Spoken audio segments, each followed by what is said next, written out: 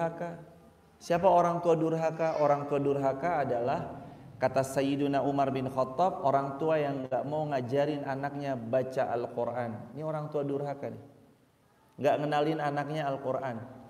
Yang kedua, orang tua durhaka adalah gak ngenalin anaknya hadis Nabi. Yang ketiga, orang tua durhaka adalah memilihkan calon ayah atau calon ibu yang buruk buat mereka. Artinya kita tuh udah tahu sebelum kita nikah sama dia bahwa ini adalah orang yang bukan, mohon maaf, bukan orang baik, tapi kita maksain.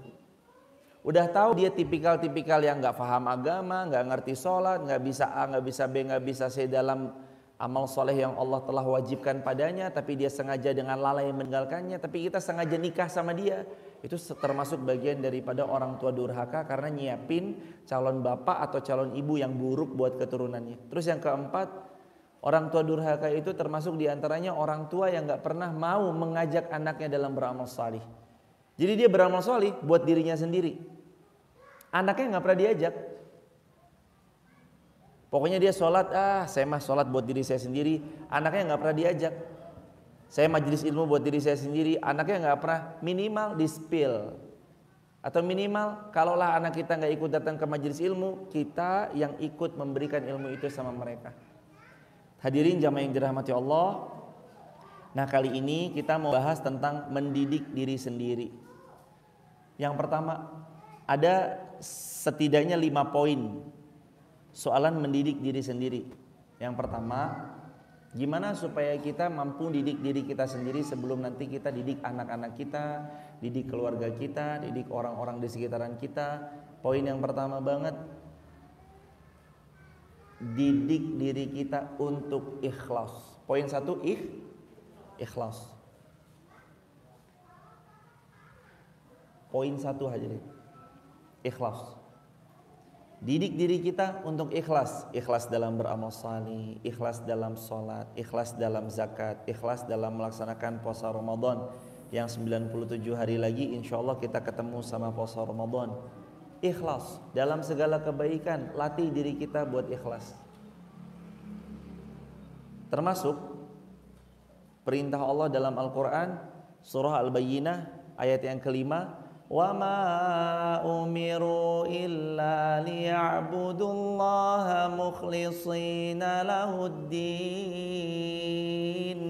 Allah perintahkan kita untuk ikhlas. Ikhlas dalam mendidik diri.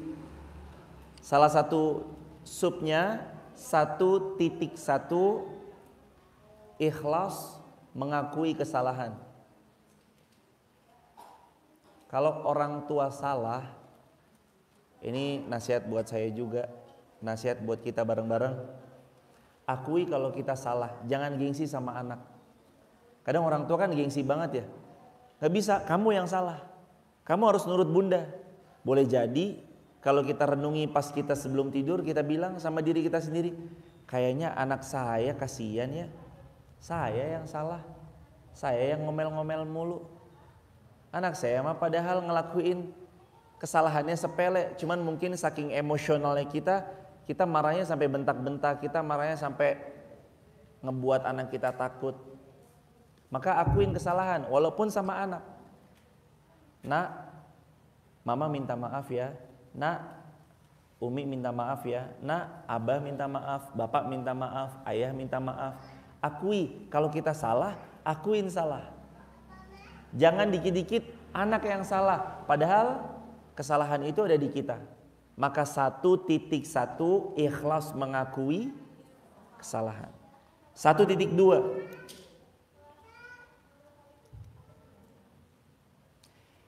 ikhlas hanya mengharap ridho Allah dalam mendidik anak. Ikhlas hanya berharap ridho Allah dalam mendidik anak.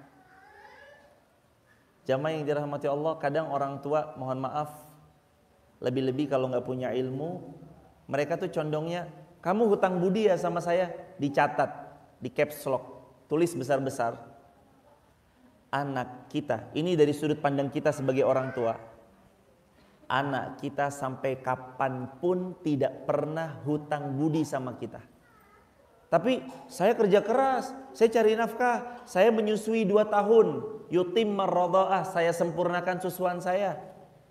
Saya didik dengan pendidikan terbaik, gimana anak gak hutang budi? Sebentar, kan tadi saya bilang, dari sudut pandang orang tua, anak sampai kapanpun gak pernah hutang budi sama kita.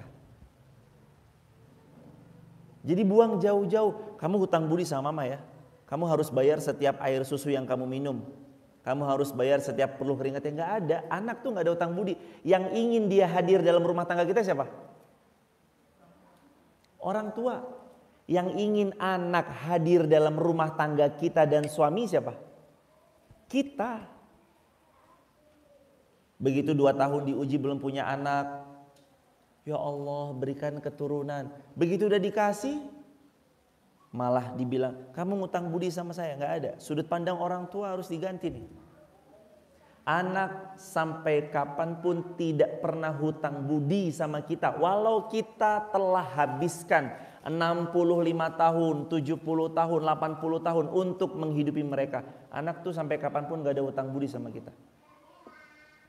Karena tugas kita mendidik mereka itu ikhlas karena mengharap ridhonya Allah. Ini sudut pandang orang tua. Kalau sudut pandang anak, beda ya jemaah ya. Tadi sudut pandang siapa? Orang tua. Sekarang sudut pandang anak. Anak wajib bakti sampai kapanpun sama orang tua. Wajib. Anak harus ngerasa baktinya itu wajib. Anak harus ngerasa orang tua saya itu udah peluh keringat, banting tulang, menyusui saya 2 tahun berturut-turut. Saya ini besar karena asinya ibu saya, perjuangan keringatnya ayah saya dibiayai sekolah yang mahal harganya, masuk pondok pesantren sekian puluh juta harganya, bulanannya sekian juta harganya, sampai sekarang saya pun masih disuplai kitab dibelikan orang tua saya. Anak wajib ngerasa pada orang tua untuk bakti pada beliau, wajib. Tapi orang tua gak boleh ngerasa, karena mendidik anak-anak harus ikhlas semata hanya mengharap ridhonya Allah. Jadi pahami baik-baik jamaah. Jangan kita, kalau kita kepada anak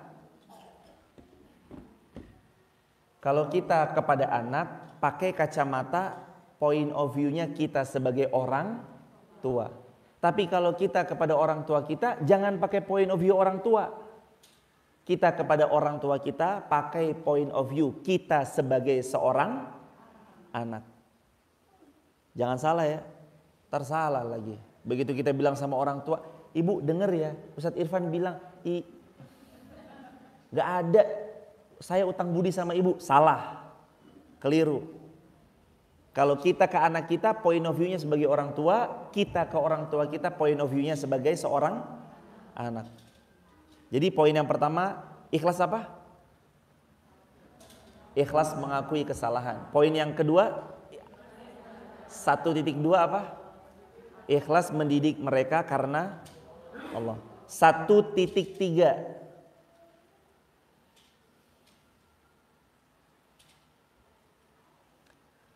jangan mengharap balasan apapun dari anak kita. Sebenarnya udah ya tadi ya sebenarnya.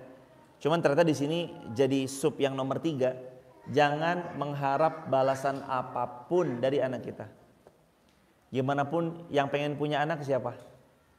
Kita. Yang pengen punya anak kita. Yang berdoa supaya Allah karuniai itu kita. Maka banyak-banyak bersyukur kalau Allah titipkan ke rahim jamaah seorang anak. Karena ada jamaah orang, gak usah jauh-jauh, keluarga dekat kami pun ada. Baik dari pihak saya maupun pihak istri itu pun ada. Nikah sudah sekian belas tahun lamanya, 17 tahun atau 16 tahun. Ada yang sudah nikah dari tahun 2007 menikah, kalau sekarang 2022 berarti 15 tahun belum dikaruniai anak. Itu penantian yang panjang jemaah. Penantian yang panjang. Makanya kalau Allah karuniai anak itu sebenarnya rasa syukur buat kita yang tiada tara. Poin yang kedua, mendidik diri sendiri. Nomor 2,